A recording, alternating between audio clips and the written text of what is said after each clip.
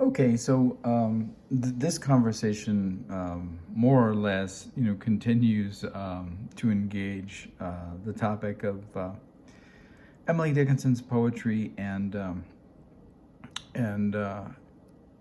including the relationship between whatever social content belongs to that poetry and the forms in Emily Dickinson and form in Emily Dickinson can really, in I think, in an interesting way, be defined, by two different trajectories. And the first trajectory would be the outward conventional form, and often that outward conventional form is either an exact or nearly exact replication of either a hymn or a ballad. And I'm not, particularly at this point in the discussion of Dickinson, concerned with, analyzing and deconstructing the history of the hymn, but more interested in the ballad form. And it's extremely problematic and racialized and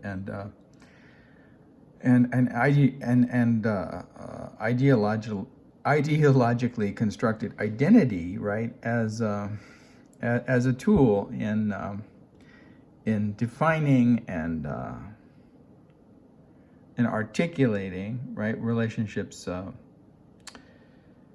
and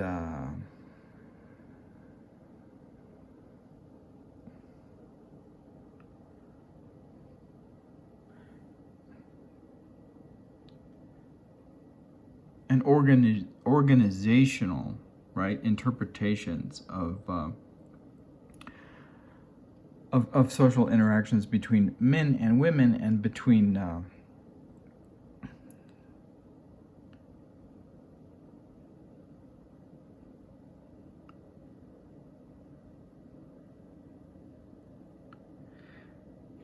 classes of individuals in American culture and between individuals perceived as belonging to different racial categories, and the sorting of those categories in ideological terms that often disguise themselves within the themes of that belong to this ballad, what I guess could be called form content continuum, right, in which a ballad can be defined by not only, or traditional ballad can be defined by not only a set of formal parameters but a set of themes and content subjects as well. And so those external forms, or as I referred to them yesterday, sometimes specters of those external forms, also have a more dynamic and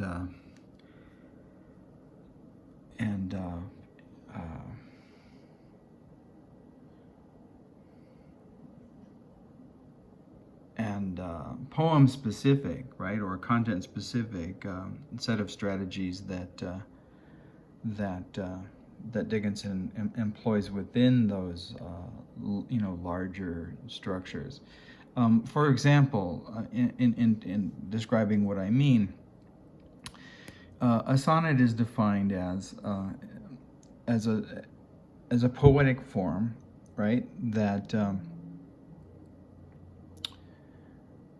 has a particular meter, right, has a particular iambic meter and a particular number of measures, and that has a pattern of rhymes, and those rhymes can be patterned in different ways, but a couple of familiar ways is within stanzas, and there are 3 stanzas of 4 lines of this measured iambic verse, and the rhyme patterns within those stanzas is often either A, B, B, A, or A, B, A, B, and then continues on to C, D, D, C, or, etc.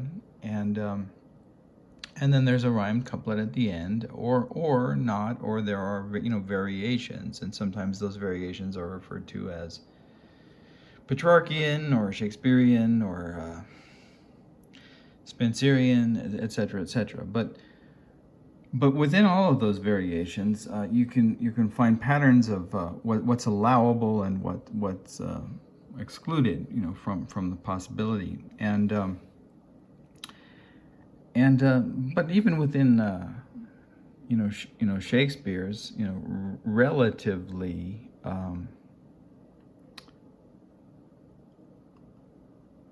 predictable, right, use of all of those conventions within an individual poem, patterns of assonance and patterns of other aspects of verbal repetition and the structuring of language and the use of all of these elements that belong to both the semantics and the acoustics of the English language create patterns that generally, support, whatever the particular content is of that poem, and so this isn't just Shakespeare. This is a feature of poetry in general. So we have this external structure, external form that finds a means of being played, and you could say like every example of a poem is like a performance, right, of a particular genre, and that performance, if the poet is a good poet, generally picks up on the themes and content of the particular piece, right? So a poem that concerns the idea of duality, may have a lot of doubling, and that doubling may take the form of the doubling of consonant sounds, or the doubling of vowels, or certain measure markers, or certain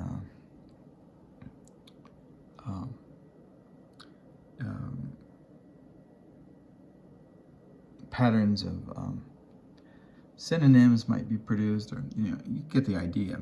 And in Dickinson, both him and Ballad are typically engaged almost as a deconstruction in the way that her curious use of dashes and her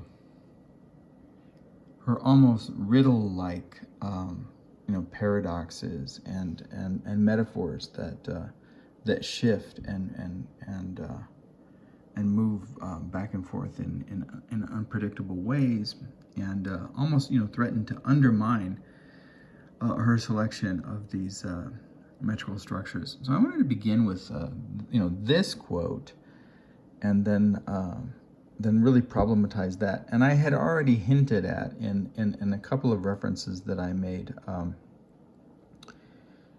to Dickinson's use of the ballad, and particularly referring to a familiar ballad, I think, that was published originally in 1858, called the Yellow Rose of Texas, and this is and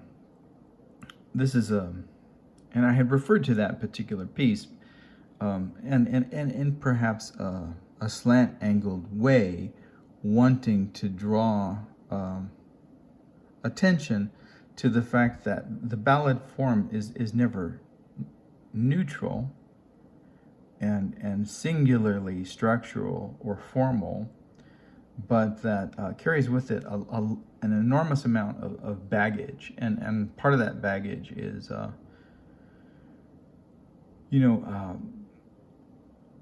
racial construction, and certainly the example of the Yellow Rose of Texas grows out of a long and uncomfortable history of minstrelry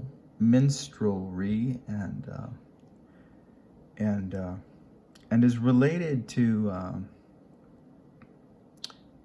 the theme of the set of themes and concerns that ballads take up in 19th century America in quite a number of disturbing and disconcerting ways. But I'll read this and then I'll move on and hopefully the rationale for problematizing it will become clear as we move on. And I don't necessarily try to pick on anyone in particular. And this article is pretty old. It's from March 1st, 2012. But it's titled Dickinson in the Ballad, and that's why I'm looking at it, and I believe the author is Christiane Miller. I'm not certain, but that's the name that's available on this particular page. And I'll just read the summary here that introduces the article, and then I'll attempt to talk about why I'm problematizing it and why I've hinted at certain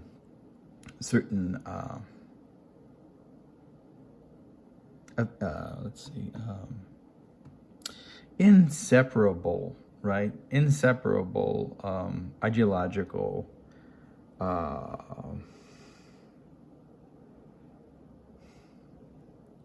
contexts, which in order to, if one uses a ballad as a form, right, there's a certain kind of responsibility and understanding, the social political domains, that the ballad form, inhabits, and what it does and what it accomplishes, and particularly, what it was accomplishing, in the period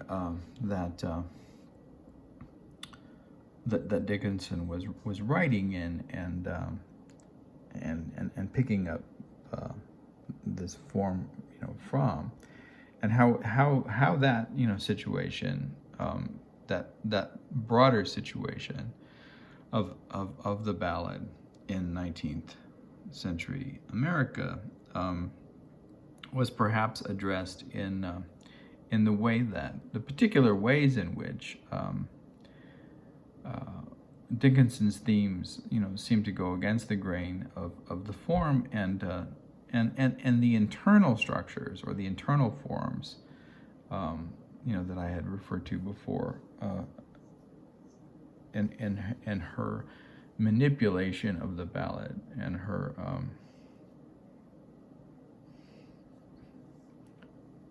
can we say fenestration in a certain way.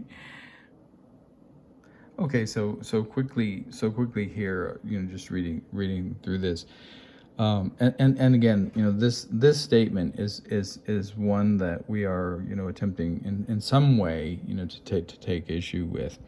Emily Dickinson's metrical structures were as fully influenced by the ballad as by the hymn. That I'm not refuting. In fact, I would argue that there's perhaps more indebtedness, on Dickinson's part to the ballad than there is to the hymn.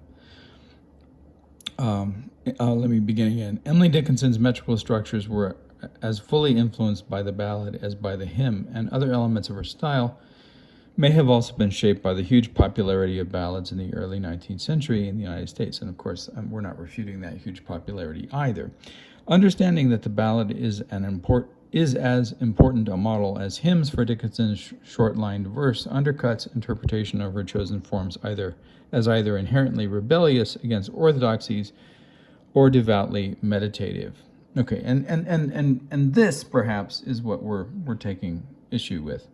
Instead, Dickinson participated actively in secular as well as religious 19th century popular verse culture. Attention to the ballad form and to ways ballads were read in the early 19th century illuminates both what is most extraordinary in Dickinson's verse and ways that it participates in the widespread development of popular forms. So, the argument, so far is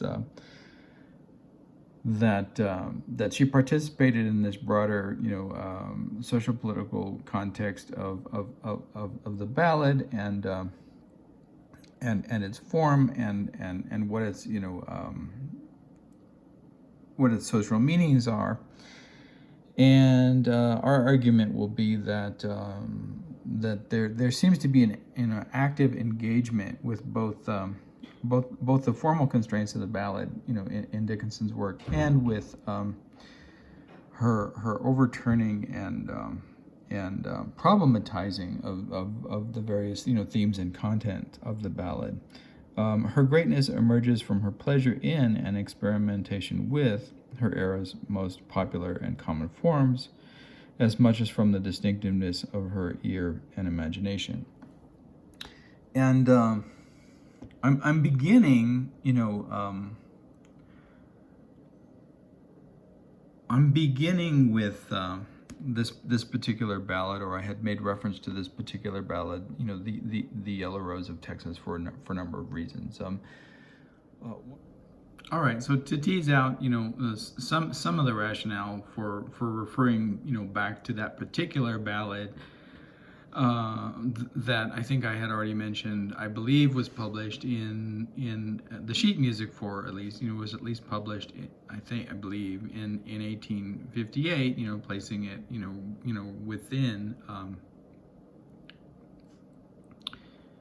this period in which, or perhaps, slightly before this period in which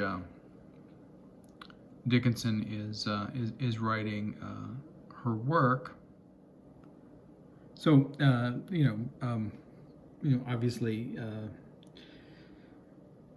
here's an example of a poem that was is presumed to have been written in 1861. So we're roughly within the same time frame as this particular ballad that I'm referencing.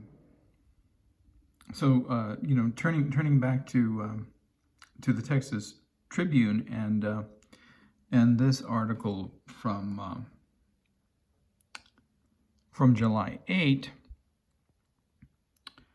2022, and the headline is a statement, right? And it's a statement that purports to be a statement of report findings. And these findings, it is claimed, the Border Patrol agents did not strike Haitian immigrants in Del Rio. And this refers to an incident in which these Texas Border Patrol agents on horseback rode down and used their saddle reins as whips upon these Haitian immigrants, and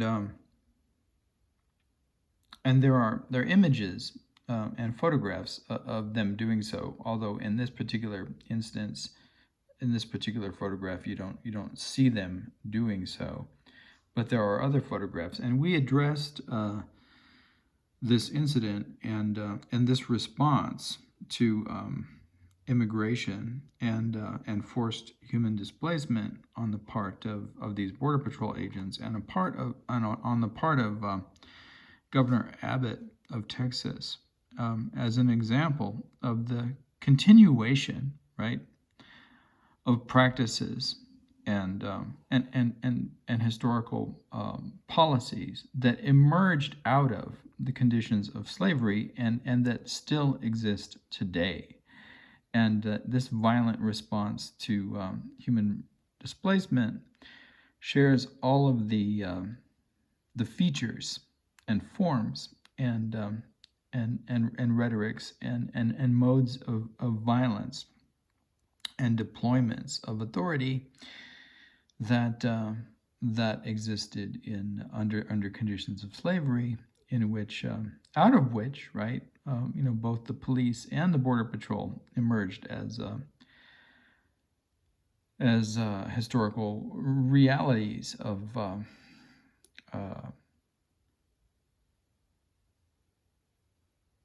the conditions under which human beings can become property and can be returned or moved, right, by these agents of authority that belong to ideological constructs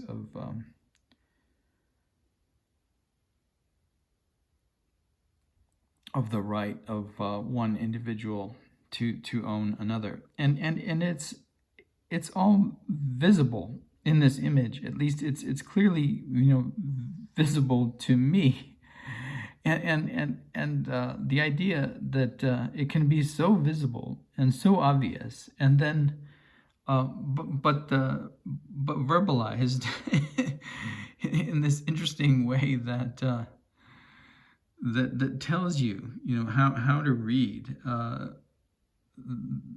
the physical phenomenon before your eyes is very interesting to me. So images taken in September showed agents on horseback swinging their reins at migrants. Now it's interesting that migrants from Haiti is an interesting characterization in light of in light of the reality of these human beings' reasons for being here in the first place. But a report released Friday found the agents did not strike the migrants, but did use unnecessary force. Okay. This is one of the contexts in which we're situating the relationship to ballad form and the social realities that exist in the state of Texas right now, and the historical persistence, right, of ideologies and apparatuses of violence and oppression within that state that are supported by not only government policy, but and I won't jump immediately to and say, but by ballad form and content, but I will say by apparatuses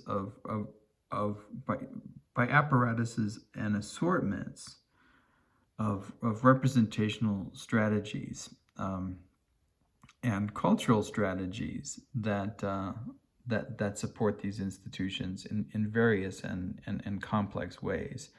And to tease all of that out is a lot of work. But this article is one context of social political brutality in the United States that emerges from the institution of slavery and that persists, right, as a systemic apparatus of oppression, and precisely the kind of apparatus that the alt-right demands that we are not allowed to discuss or talk about, right? This is what all of the censorship involving these books that are being banned from school libraries and these certain types, right, of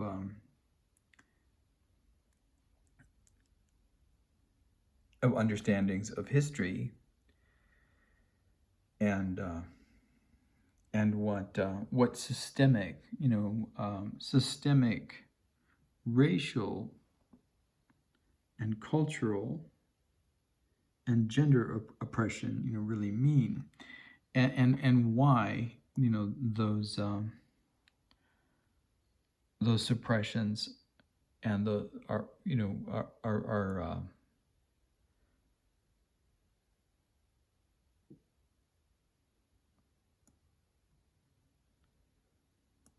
are occurring at this time, in this time of the rapid and terrifying growth of a kind of what I refer to as fascism in America, and how they we could say leak or bleed into almost every aspect of our lives. So racial injustice and misogyny are inherent in the censorship of these. So these book bannings are apparatuses of suppression that support apparatuses of oppression, right? So, just like that article was titled, study finds that that these Border Patrol agents did not perpetuate this particular kind of violence. The suppression of this historical information and this way of teaching the understanding of the history of systemic oppression and systemic racial violence and systemic misogyny in the United States is banned precisely so that the apparatus of suppression can support the apparatus of oppression, right? And we're not picking on Texas for any particular reason, other than it seems to be a ground zero for the conflux and confluence of these various apparatuses of suppression and oppression. So just as we saw that the Haitian displaced migrants along the Rio Grande were being brutalized by apparatuses of oppression that belong to this long history and institution of slavery and injustice in the United States, out of which these historical forms of policing emerged. We also find that Texas is the hotbed of book banning as well, as you can see by the numbers here. So, brief list of these states: Texas, Oklahoma, Kansas, Utah, Arkansas, and you can see from the image and the numbers where this is occurring. And as I was saying, I don't want to jump immediately to the claim or statement that that ballad form, is singularly, a representational apparatus that supports a kind of ideological promulgation and proliferation of constructions, right, of race and racial identity that reinforce these apparatuses of oppression and suppression. But I want to shed some light on the ways that it participated in those apparatuses in the late 19th century, in the time that Emily Dickinson was writing and was using quite often that form as an initial, at least, structural impetus for the construction of her work. So I'm not going to represent an image of all of the lyrics to the Yellow Rose of Texas, but if you know the song, you'll recall what they are and what the offensive racial references are in the song, and you'll perhaps understand why I've made reference to this particular song in relationship to the the apparatuses of oppression and suppression occurring in Texas. Today, under the aegis, under the shield of Governor Abbott, who professes himself to be a Christian, in that old-fashioned follow the model of Christ sort of manner, right? Putting others before himself, and yet implements policies that are clearly examples of racial violence and have a history that belongs to the institutions of slavery, whether he's entirely aware of it or not. But you'll see that from this section, which is as I suggested, perhaps one of the less offensive verse sections, stanzas of this particular song, the area that we're discussing is precisely the same area that was pictured in the images of the Border Patrol on horseback, utilizing their reins as whips to control the movement of Haitian immigrants. And so I'll read this less offensive stanza. Where the Rio Grande is flowing and the starry skies are bright, oh, she walks along the river in the quiet summer night, and she thinks, if I remember when we parted long ago, I promised to come back again and not to leave her so. And I was incorrect about this verse being published in 1858, which is what I believe that I had remembered, but rather it was published in 1853. And there's a brief in the Wikipedia site related to the Yellow Rose of Texas. The song, there's a brief discussion of the publication of the sheet music, initially in Christie's Plantation Melodies #2, a songbook published under the authority of Edwin Pierce Christie in Philadelphia in 1582. Says that Christie was the founder of the blackface minstrel show known as Christie's Minstrels, and each of these has a link. This is a link to the life and biography of Edwin Pierce Christie, who published this particular song in that songbook in 1853.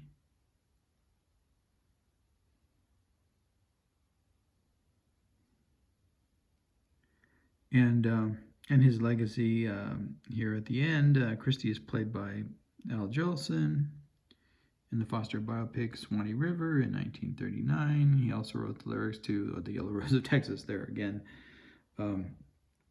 So this cultural, institution of the minstrel show is tied to this strong song. That's a conflation, right? It's a parapraxis that conflates the word song and the strength of which this link between these cultural institutions of racism and this tune converge, and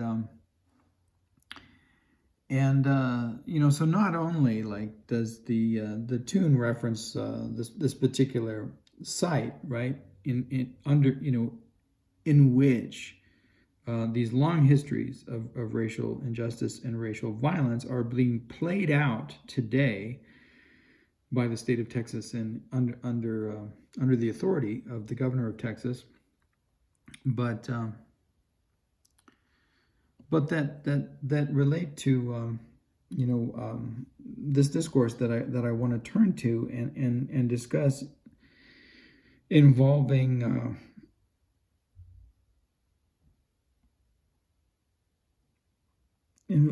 what ballad form can possibly mean, in Dickinson's time, and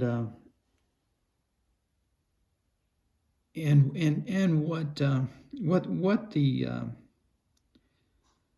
social political ramifications of selecting ballad form might be, and if in fact the way that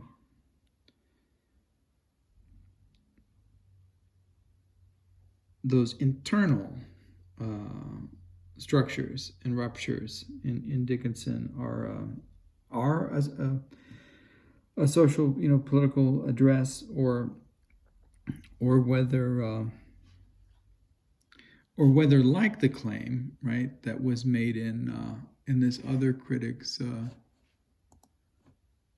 brief account, that she participates in the 19th century popular verse culture, somewhat unproblematically, right? In this statement, understanding that the ballad is as important a model as hymns for Dickinson's short-lined verse undercuts interpretation of her chosen forms as either inherently rebellious against orthodoxies or devoutly meditative. So we're going to address this question of whether this is whether this form is selected out of pleasure and participation in popular culture, including the ideologies, right, that support that popular culture, and that participate in the racism inherent in minstrelsy. Is it minstrelsy or minstrelry? I don't know. I don't use these words all that often. But in this particular kind of racialized performance representation, cultural form, or whether it's a challenge to it, and not to do so only in racial terms, but in terms of the gender dynamics of that ballad form as well. And then, but turning to Texas once again, this incident, you'll recall,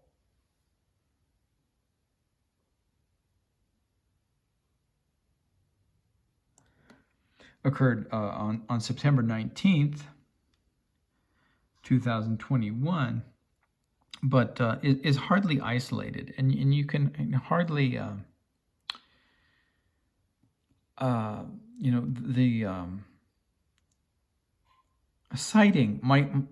citing of this incident can hardly be dismissed as an example of misreading a single incident and a single occurrence, and regarding it rather as a condition of a policy and a misreading, when this is rather a report from this month, from last month, July 22nd, 2022, and it outlines Governor Abbott's project and policy of putting displaced individuals on buses and sending those buses to Union Station, Washington, D.C. Here's the subject of this sentence, right? Governor Greg Abbott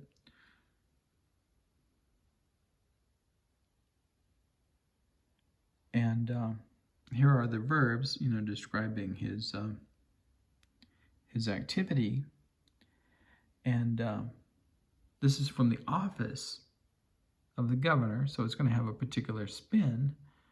But Operation Lone Star buses thousands of migrants to the nation's capital, and the images you know, and the images that we have of this project that you can look at, you know, from another one of our videos, or you can look at the NPR site. Let me go to that. All right, so here again, this is an image of those individuals on this particular bus. Migrants from Venezuela who boarded a bus in Del Rio, Texas, right along the Rio Grande, the same location in which the Yellow Rose of Texas is set. And you can see from the image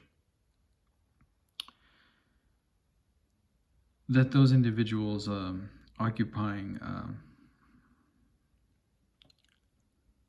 positions on this bus are individuals of color, and that Governor Abbott's policies regarding immigrants and those immigrants who are bused or deported from Texas to the city of Washington, D.C., which we've mentioned before is not a state and therefore doesn't have the resources or the authority to handle humanitarian crises in the same way that a state or state's governor would. The decisions regarding who is which immigrants are deported is clearly racialized, right? And it's not part of the discourse necessarily on the official side, but again,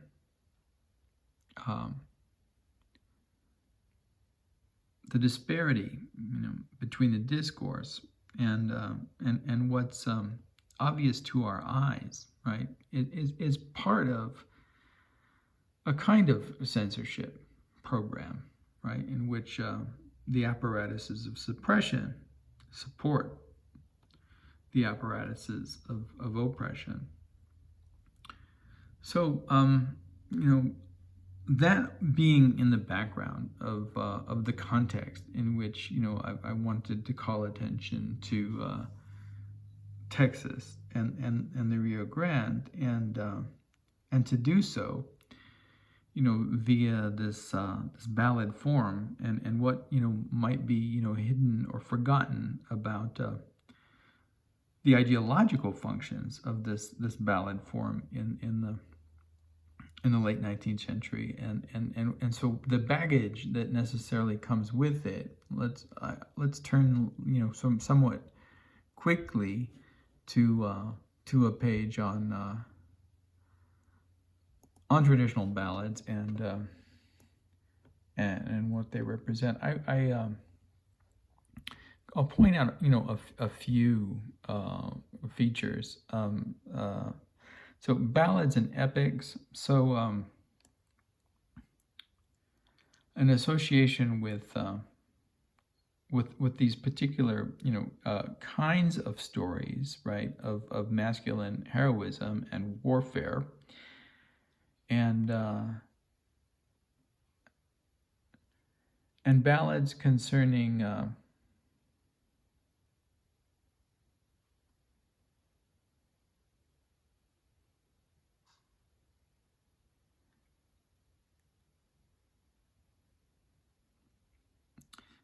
folk wisdoms, in a certain sense, you could say.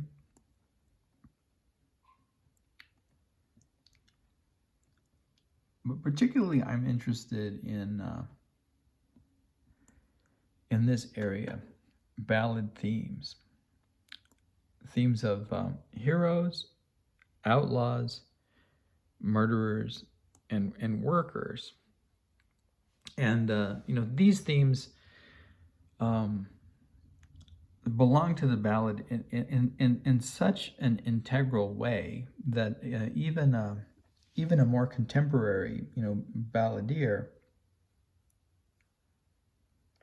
such as Nick Cave, finds himself embroiled in these themes. Now, whether he chooses ballad form because he's interested in these particular themes, or whether these themes inherently grow out of his interest in the ballad form, is an interesting chicken egg question. But the fact again that that we find these patterns, right, of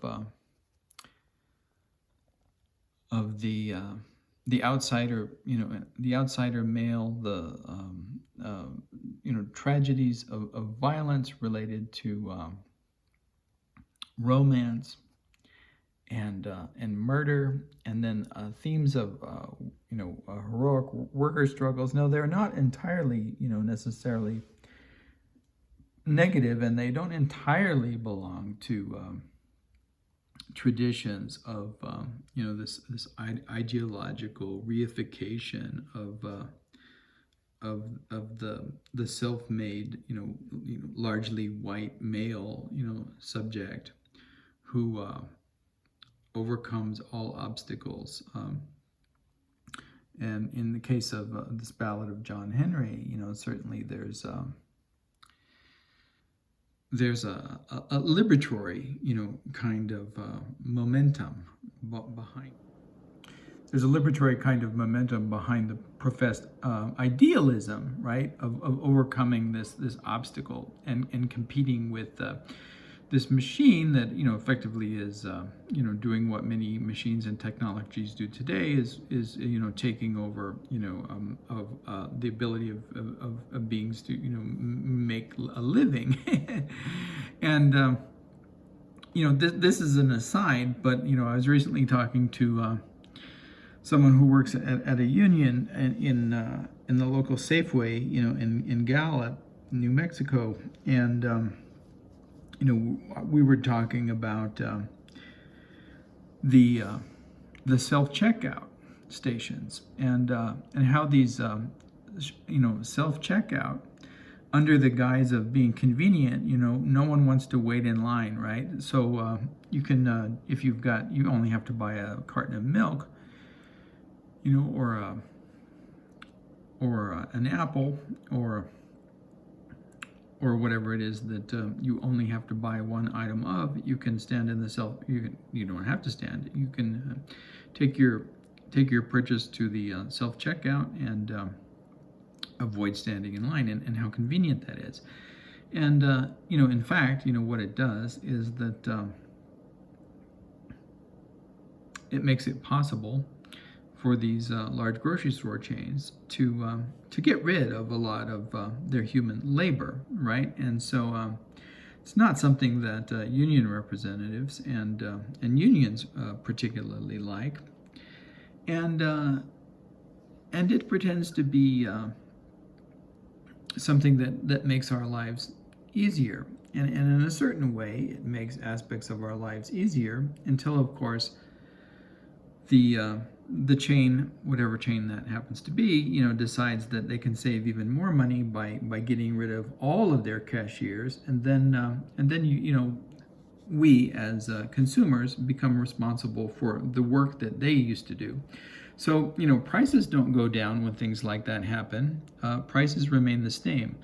But as consumers, we end up doing the work that used to be done for us, and when we do so, at our own expense, and for the profit of these companies and corporations and industries that largely see us as tools, right, in this capitalist project of exploitation that we so love in the United States. And anyway, so the character of John Henry in this particular ballad, plays the role of standing up against the machinery of these apparatuses that I just described that belong to our institution in such profound and powerful ways.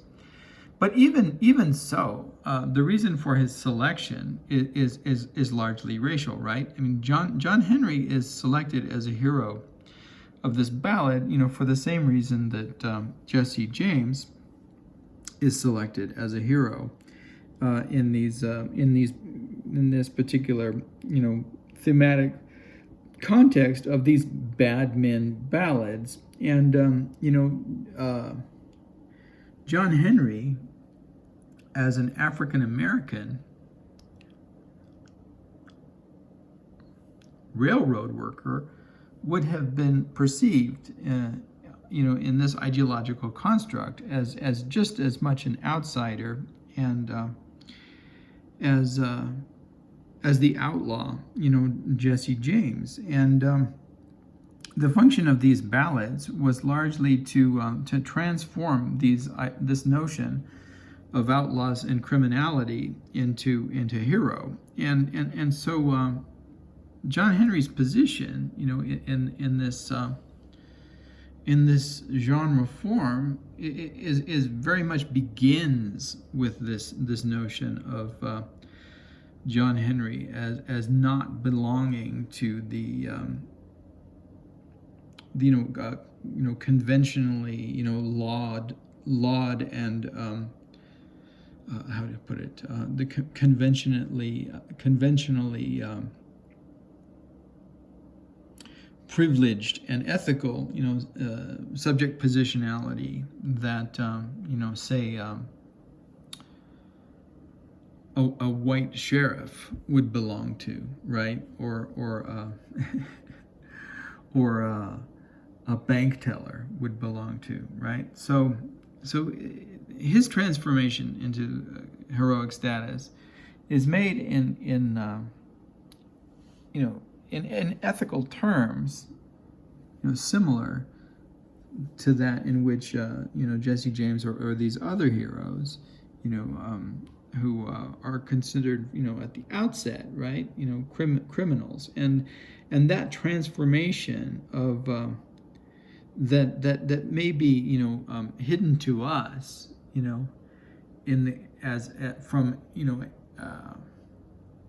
from criminality, right, to this kind of anti-hero, may be hidden to us in the figure of John Henry, at least in terms of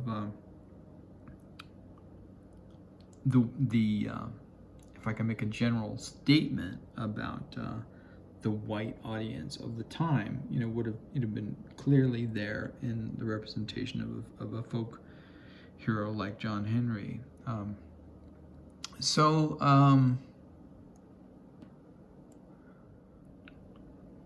this theme, right? This theme of the outsider or the marginalized, and it's largely male, right? Let's just construct a narrative. Let's construct the abstract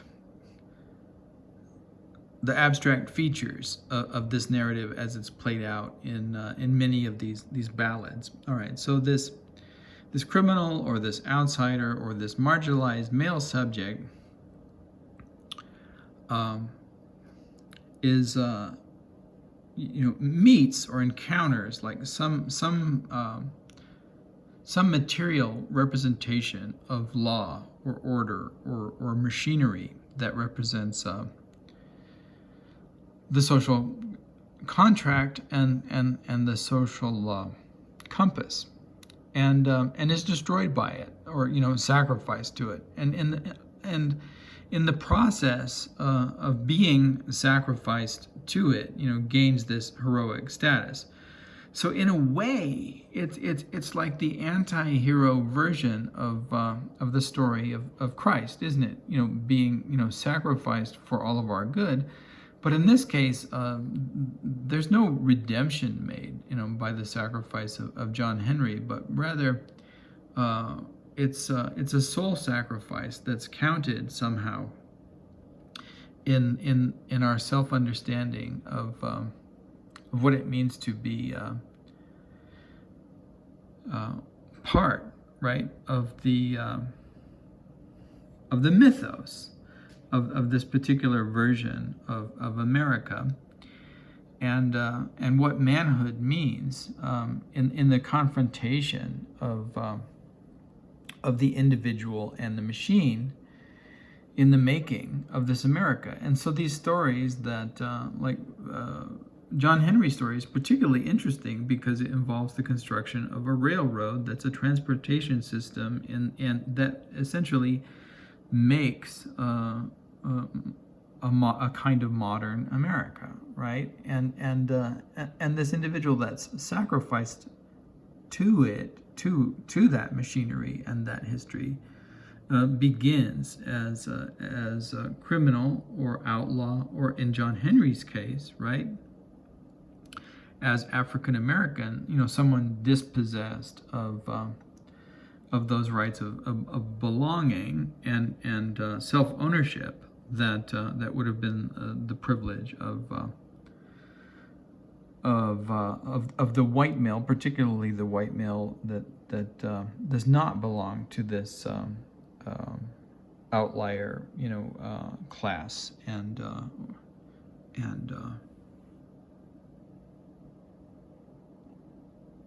in addition, to the characteristics of self-ownership that, are pretty much exclusively male under these conditions, right, has opportunities, to do other labor that don't demand, these terms of sacrifice are engaged and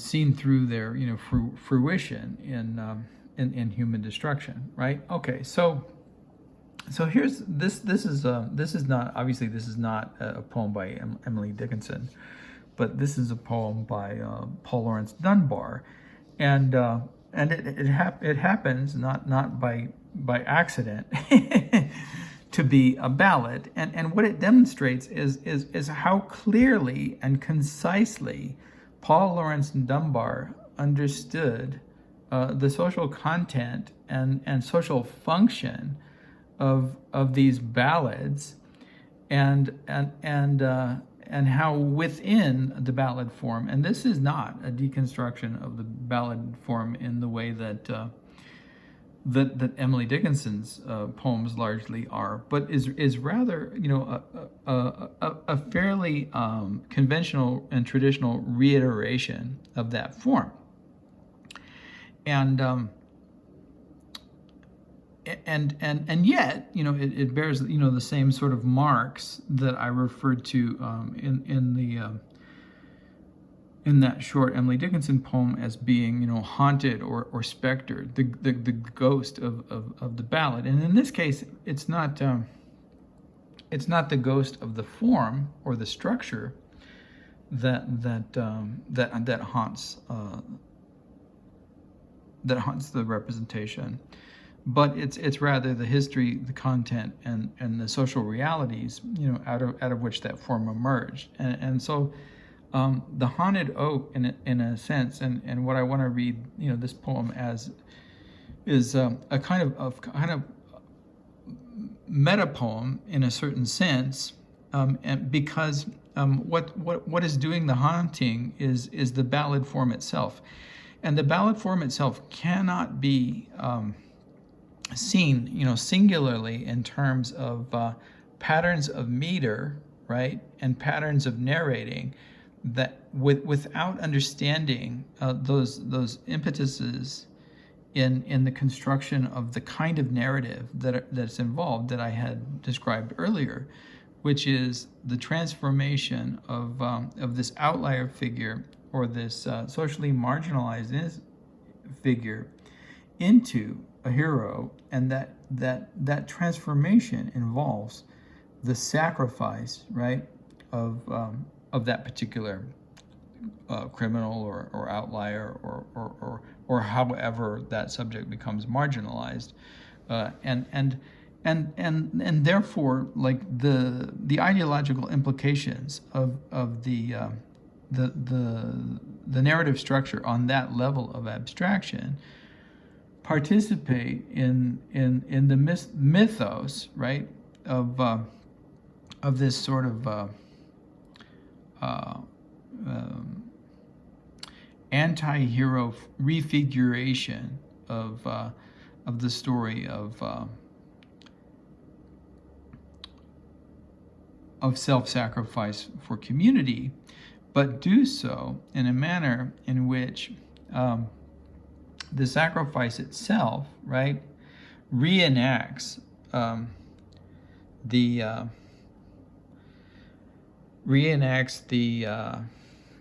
almost, pharmakos-like, right, gesture of a violence that's required so that the nation can prosper and build itself around the sacrificial victim, and that's how I'm reading, the thematic constraints in a way, or thematic conventions, if you don't, like the word constraints of the ballad form, and Dunbar here, and I'll read the entirety, of it, and hopefully the what I'm trying to argue, regarding its meta-poetic characteristics will come across if you understand that as much as the oak is the oak content from which these that has perhaps seen and heard and regarded instances of violence, it also belongs to the form, right? And the oak is the ballad itself. And the ballad is the tree from which these particular horrors are hung, right? And if we understand that and that metaphorical connection, then it's much easier to see this the piece as a meta-poetic investigation of the relationship between a form and content, and its social articulation and functionalities, right? Aristotle, in his analysis of tragedy in the Poetics, argues and argues in a much more complicated way than I'll reiterate here, but that the telos of tragedy is that we can feel this cathartic purging of negative emotions, right? And what Paul Laurence Dunbar is arguing here is much more sophisticated than that idea of a mere purging. It is an articulation of this idea that the ballad form offers a way of understanding the tragedy of human loss of life and violence in terms of self-sacrifice made for an ideological project, right? That somehow, however tragic it may be, becomes heroic, and we become we bear as readers or listeners, to the ballad. We bear the responsibility of witnessing, that heroism, and in this instance, it's the oak, the haunted oak, who is the witness to the violence, and what's missing, of course, is any semblance of heroism, and what's addressed is the lie of those ideas and constructions of heroism, because what we're talking about in this instance is a lynching, right? And so, throughout the poem, attention is called to the innocence of the sacrificial victim, and and the beguiling, delusions and lies of those who ride fast on the heels, right? With mind of doing him wrong, and that, it's interesting, the construction of beating down, the prison door, which would be an image of liberation and freedom in a different context. In this case, the door is, the last remnant of a shield or protection from this violence of this unchecked violence that belongs to this story. The story that is inside but isn't told the ballad, because for the ballad to play itself out in its heroic form, the outsider has to be judged guilty and isn't innocent, and then has to redeem himself. And of course, there is no redemption for the truly innocent, because the truly innocent don't fit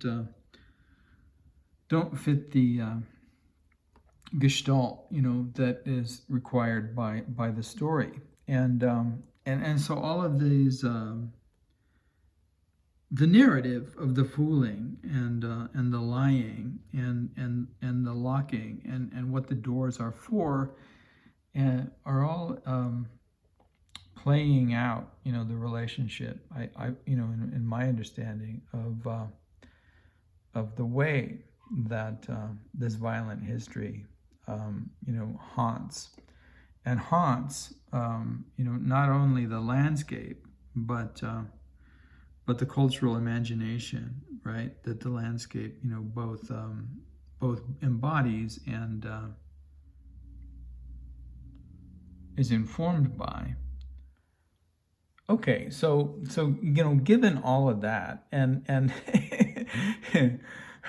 that long discussion, and given that anyone will actually buy my reading of the thematic conventions and the narrative trajectory of the ballad form, and this idea of the redemption of the criminal, given that anyone can accept that and follow what I'm trying to get at here, let's return to the way that in this very well-known poem of Dickinson's, Because I Could Not Stop for Death, the way that she might transform, right, in the same way that Erin attempted to transform her poem into something that addresses these concerns and themes and social functions of ballad. And so if we're reading that in to this poem, then suddenly death doesn't appear as a surprise in Emily Dickinson's room, right, or in her mind, but as a function of the ballad form itself, right? And so what would stopping for death be? In a way, since it is a ballad, it's always already present, and it's not something that we have to infer belongs to a particular moment in the life course of Emily Dickinson, or even as an imaginative figure for something else, but it inherently belongs to the genre and to the disposition of the meta, in the sense of larger, or could say master narrativity of this mode of balladeering, right? So the I here is that individual who could not, right, not would not, or not cannot, but could not stop for death. And what that stop means is curious, because this idea of travel and being on a path or in a carriage or on a train of travel is perhaps, metaphorized as life. So life is a journey, perhaps, and the failure, to stop for death. I could not stop. Is perhaps a refusal, right, to conform to the constraints of this narrative that the ballad tells us that in order to become, this outlaw transformed into anti-hero, via the destruction involved in the confrontation with some figuration of authority or tradition or conventionality or symbolic, right, construct of the American landscape, that one has to die, and so there is perhaps a refusal, and then this ironic use of the word kindly, but you can't refuse, right?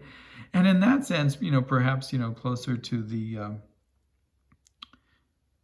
Dunbar than would first appear in the poem. But perhaps something else is going on as well. And then in the third line, the vehicle of this journey, right? This abstracted idea of life as journey is clarified, and it becomes a carriage. Now, carriage is interesting because that can be a carriage that carries, right, the corpse, if or a living individual to some other destination other than a grave, right? So that irony that exists in the kindly is transformed into this kind of ambiguation in the destination of the carriage. Because, as I say, it seems to, the journey seems to begin as a metaphor that life, right, is travel, but then the vehicle of travel is ambiguated by the destination here. The carriage held but just ourselves and immortality, right? Okay, so again, ironic, because what does immortality mean in a carriage that contains only the self, whatever that is, this I, and death? All right, we slowly drove. He knew no haste, and I had put away my labor and my leisure too. And labor and leisure are really important terms in understanding Emily Dickinson, who labored bountifully, but but the fruits of those labors, certainly, met with no economic reward in her lifetime, and leisure, is an interesting construct for an individual whose labor. I mean, I'm assuming that there's a relationship to the poet, herself, but that may not belong to our understanding of this poem, or it may. But leisure too is an interesting term for someone who doesn't have a professional position, but also spends presumably very little time in passive mindless leisure, and whose productivity really consumes her life. But anyway, we drove slowly. He knew no haste, and I had put away my labor and my leisure too. For his civility, we passed the school where children strove at recess in the ring. We passed the fields of gazing grain. We passed the setting sun, and all of these passings that have this very syntagmatic feel here, like almost cinematic. Looking out, the window of the carriage and seeing all of this stuff, these syntagms that belong to the semantic domain of the living, and passing right beyond the domain of the living, that they're only viewed and perhaps remembered and have a resonance, but not participated in, right? And something that that this subject is now regarding as having passed out of range. You know, one could say. We passed the setting sun, and then there's the personification of the sun, or rather, he passed us. So time is perhaps slowing down, as well as being symbolic, right? And one's life is as long as the day is long. In this instance, the dews drew quivering and chill, for only gossamer my gown, my tippet only tulle. And then okay, so an interesting in this stanza, which is the fourth stanza, an interesting attention to feminine detail.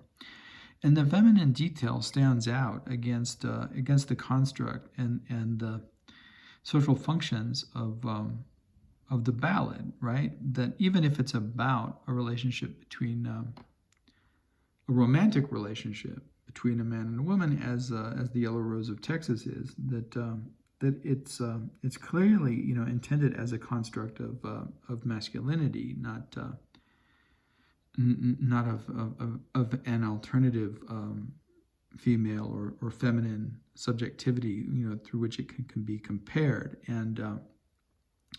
And often, the way that is played out is by being played out against other ideological constructs of positionalities in the white male American consciousness, and hence the way that it is played out in the Yellow Rose of Texas, right? But here, something clearly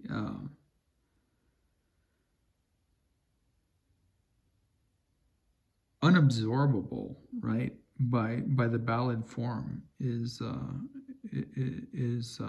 noted and underscored. The dews drew quivering and chill, and only gossamer my gown, my tippet, my tulle, and or I don't know how you pronounce this. That's you pronounce this tulle or tulle. I'm not sure. Tulle, I think. We paused before a house that seems a swelling on the ground. The roof was scarcely visible, the cornice in the ground. And then again, this idea of a house of the dead, and perhaps all houses are houses of the dead. But roof, in Dickinson is always already again, a reference to that imperium of the roof of the heavens, right? Since then, 'tis centuries, and yet feels shorter than a day. Okay, so time again, passing these lengths of time, and the confusion of centuries over days. I first surmised the horses' heads were toward eternity, and something, going on in the prolongation of time, in which we're no longer looking at the sacrificial identity, that constructs this story of the transformation into the hero anti-hero, but rather a conversation, almost philosophical conversation concerning right the features of the metaphors that exist in the poem themselves. So the journey, which is a representation of life, and then this detailed investigation of the terms of that metaphor, as horses and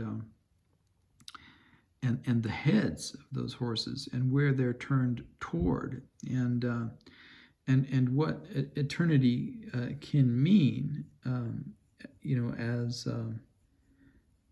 as vehiculized or transported, right, through this particular metaphor, and what time can mean, beyond conceptual understanding of time. And again, the return to the notion of a length of time that exceeds, right, conceptually exceeds the possibility of human experience in the centuries, through which it's prolonged, because immortality presumably does this, but under the terms of that initial metaphor, which is life as a day, the length of a day, right? And so how can the mind, reconstruct that that both vehicles, the metaphorical vehicle of life as the course of a day, under the terms of the setting sun, and life as the course of a journey, under the terms of a horse-drawn carriage, right? And those transformations, it seems to me, belong to a movement of thought that fails, right, really to abide the terms of the heroism implied by the master narrative, if we can call it that, that the ballad form represents. And in doing so, you could say the failure or the inability to stop for death is a refusal,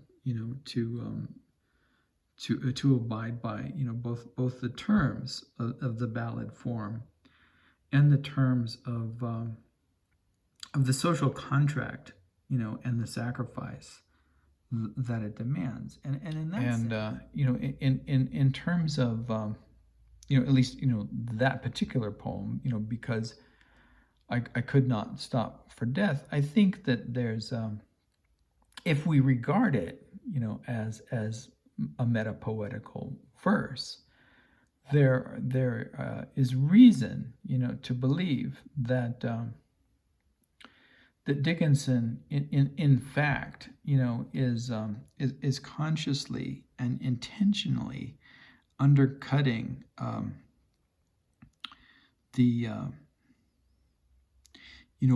both the abstract level of narrativity that the ballad form represents, and its implications of heroism and its construction of masculinity within this particular model of sacrifice and the making of America, and the making of the making of the American landscape and history through this what becomes heroic, sacrificed of these marginalized male subjectivities, right? And that in refusing to do so, right, we can't say that her we can no longer follow this argument and say that this is not an acceptance on a certain level of a kind of orthodoxy and meditative devotion. But we have to begin, contrarily or contrastively with the idea that from the outset, the way that Dickinson interrogates the ballad form is a kind of performative enactment of a refusal to participate in various conventional and traditional interpretations, both of the masculine hero and of the masculine hero's role in the forming of an American mythos and even mythology, right, of the landscape that constitutes the United States. And in that sense, it's possible, to argue, at least,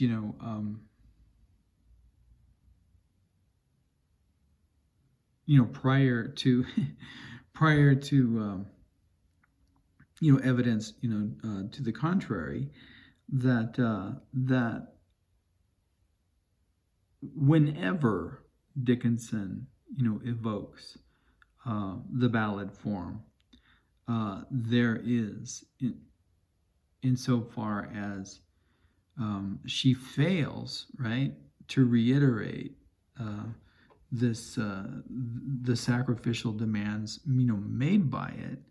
There is a meta-poetic interrogation of these, social structures that she's engaging, both in terms of form and in terms of content and in terms of the movements that go back and forth between her play of these. And I think, with that, we'll stop for today.